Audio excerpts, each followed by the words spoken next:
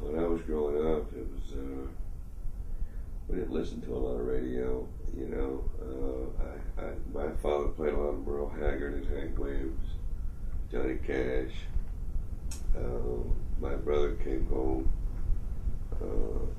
He was 6 years older than me, and he came home from war with a guitar, and he turned me on to an Elton John, Tiny Dancer album. And I was kind of practicing in the mirror back then, doing Johnny Cash and Elvis. So it kind of brought me into a new kind of genre of music. Mm-hmm. So I grew up with country music, but there was only a few. You know, it was Johnny Cash and Merle Haggard and Hank Williams.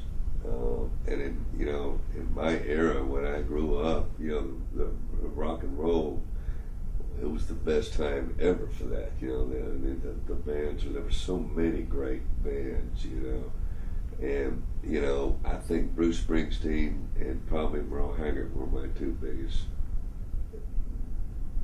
influences. Mm-hmm. I've been writing songs since I was a little boy, and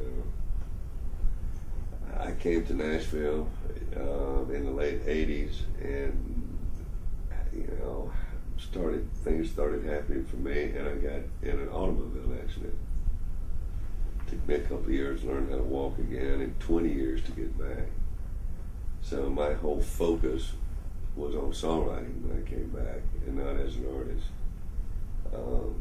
Even though I'm a performing songwriter, my deal is to write songs for the artists.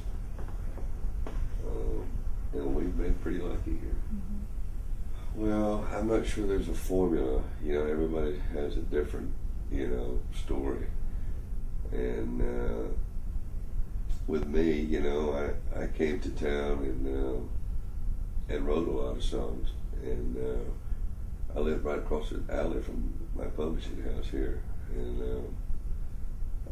this was my first publishing deal here at Harlan Howard Songs, which is a real songwritery kind of place, And I used to watch the guys walk up and down the stairs with the guitars, years ago. And I got this deal. I'd written a song with Travis Meadows called Friend of Sinners. And he was doing demos for Harlan Howard Songs, and he threw him a CD across the table and with some of our songs. And my publishers asked him, who are you writing these songs with? He said, oh, beer drinking buddy of mine. And she called me on the phone and offered me a deal, which is like unbelievable. I don't listen to a lot of radio still. I write with a lot of young people now and my job is not for them to sit there and watch me write a song, but to get in their head and bring them out as a co-writer. Because when they go out and sing it, they have to own it. And that's kind of my job. And that's what I've learned how to do in the last 3 or 4 years. I don't know exactly how it happens. God's been good to me, and it's all an accident. I'm really not that good. Everything's an accident. And if you can see the movie, if you can see the video, if you can see the story, then you can write it. I'm really lucky. I have a great team that I work with now, so I almost know what's going to happen. When someone walks in the door, because I work with these people a lot. But a lot of times there's somebody new, and my job is to sit down and talk, figure out who they are and what they want, and then go from there. And most of the time, when no one has an idea, somebody will say something, and there's our song. Let's hone in on that right there. Mm-hmm. Mm-hmm. It's pretty rewarding when you see an artist take that song and own it. It's very rewarding. It's great. That's what I live for. First cut I had was with Toby Keith, and I wrote the song with Chuck Henry and Laurie White years ago, and I had a club in Myrtle Beach called Whiskey Jones, believe it or not, and Chuck called me up and said, "Hey man, you ever heard of Toby Keith?" And I said, "Yeah." He said, "Well, you just got a cut." And I said, "Well, cool." So that was the first cut that I had, and I don't know. I've been pretty lucky since then. I've heard Hank Jr. do one of my songs on the radio. Had Leonard Skinner's title cut. There's a new guy out of Adam Brand. I've got a couple on his, and he's great. I think he's going to be huge. But I get to see, and like you guys do, all the time, the greatest music, the greatest songwriters in the world.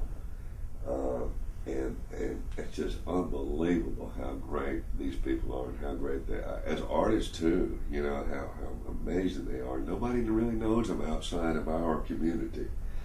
And it is probably, it's the most special songwriting community in the world. I mean, the best of the best is right here, man. When I came from Myrtle Beach, I was like the king of the songwriters in Myrtle Beach, and I came here and I came home and cried every night. These guys are so good. I was like, what am I doing here? And some of my best friends are the best in the world.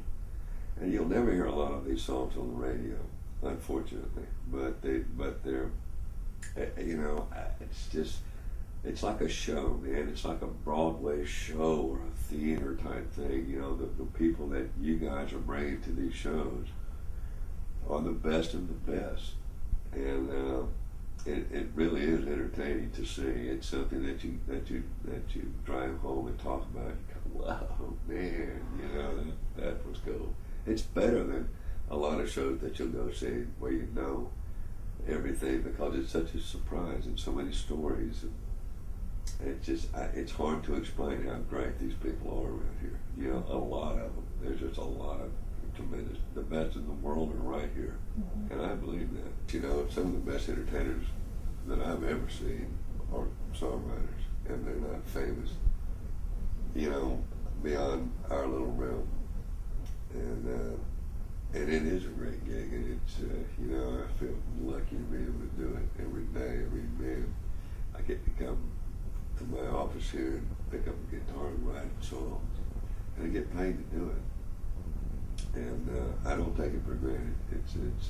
It's not easy, but it's when you love what you do, you're not really working, And even on days you don't feel like being here. Like today, I've got a little cold, but it's better than having to go out and get in the traffic or get in the weather or dig a ditch or patch a roof or how good, God's blessed us to be able to be here and do this, and I'm thankful every day I get to do it.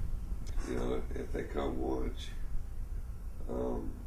then they get to see a lot of things, and most of the songs that I sing you've never heard of, unless you're from around here. Most people around here know most of my material, but if you've never seen me before, my job is to make things intimate and bring you into my world, and I think most people love that. I think most people relate, to the story of the song, and we've all have been through the same things in life, and if you learn how to say those things in a song where everyone relates, even if it's not personal, somebody, a brother or a friend or somebody, we all go through the same things in life, and sometimes it's great, sometimes it's not, but it's all real.